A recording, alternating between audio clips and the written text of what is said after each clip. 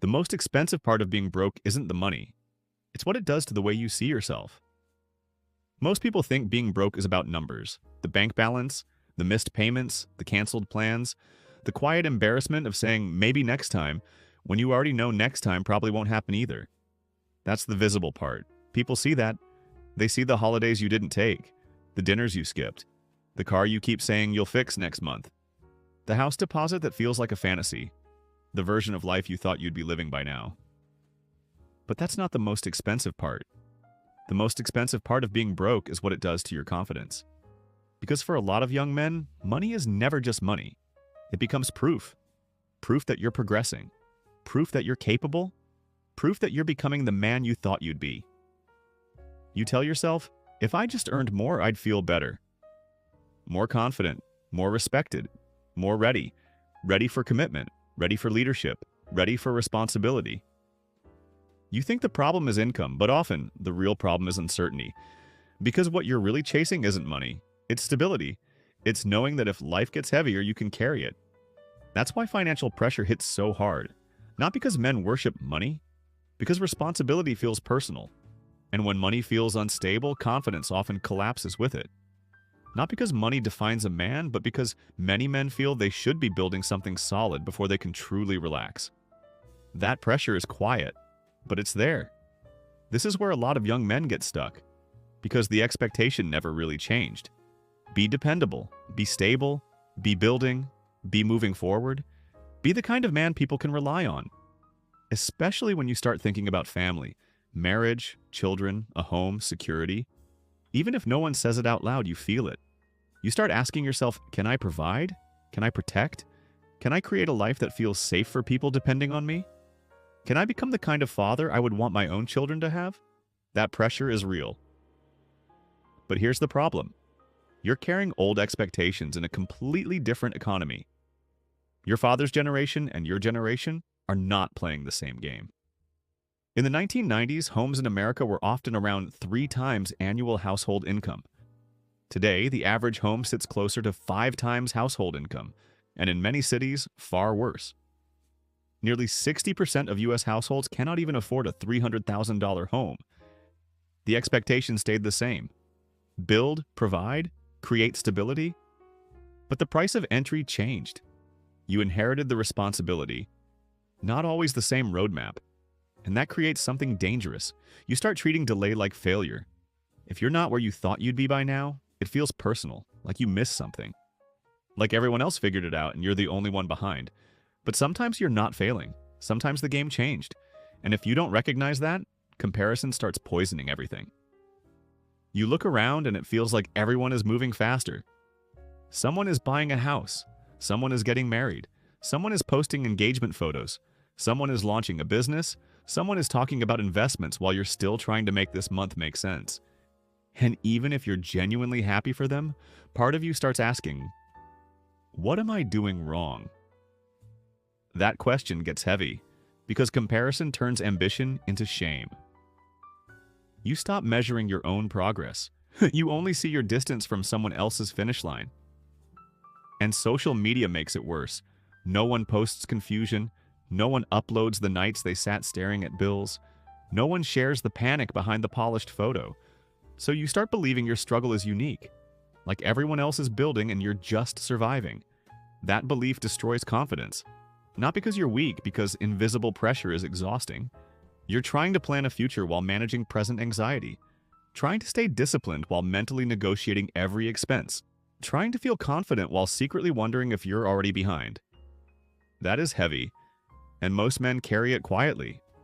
A lot of men respond to pressure the same way. They go quiet. Not because they don't care, because they feel like they should solve it alone.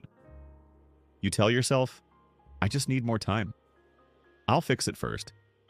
I'll talk about it when I've figured it out. So instead of honesty, you perform strength. You keep showing up.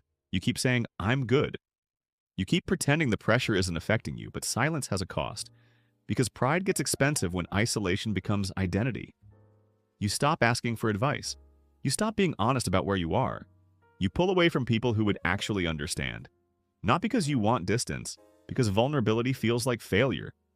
And for a lot of men, admitting financial stress feels like admitting personal weakness, even when it isn't. In fact, less than half of men say they feel in control of their finances. Among fathers, that number drops even lower. Not because men are weak, because responsibility feels personal. Especially when you believe other people are depending on you to hold it together. That weight is real, but silence makes it heavier. This is where being broke becomes expensive, not financially, personally.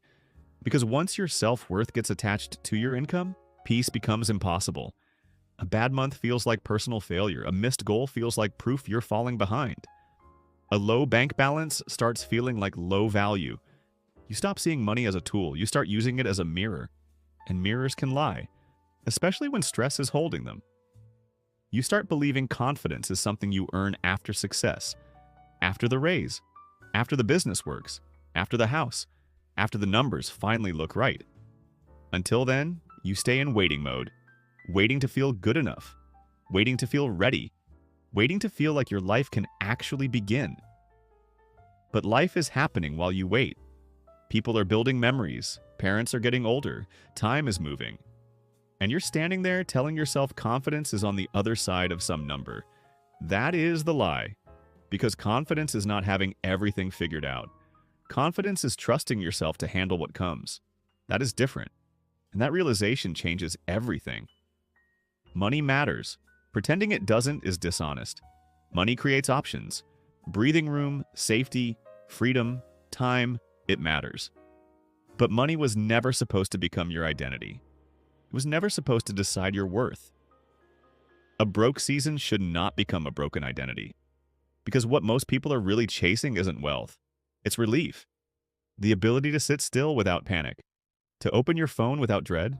To sleep without your mind negotiating your future at 2 in the morning. To enjoy dinner without mental math. To feel present in your own life again. That's what people mean when they say they want money. Not luxury, not status. Peace.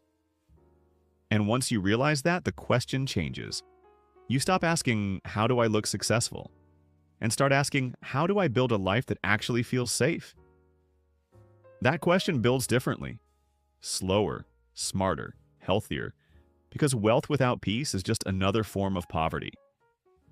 This is the part most people miss. Financial pressure can break you, but it can also force you to become accountable. It exposes bad habits, weak discipline, avoidance, excuses. It forces honesty. And honesty is where real growth starts. Maybe being broke wasn't sent to embarrass you.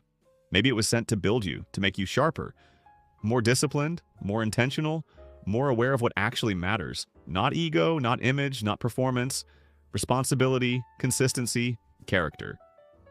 Because being a man was never about pretending everything is fine. It was never about silence. It was never about performing strength while privately collapsing. It was always about responsibility, leadership, adaptation, the willingness to face reality and still keep moving.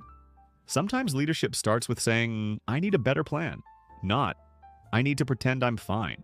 That is strength. That is maturity.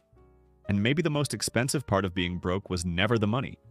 It was the version of yourself you almost gave up on becoming.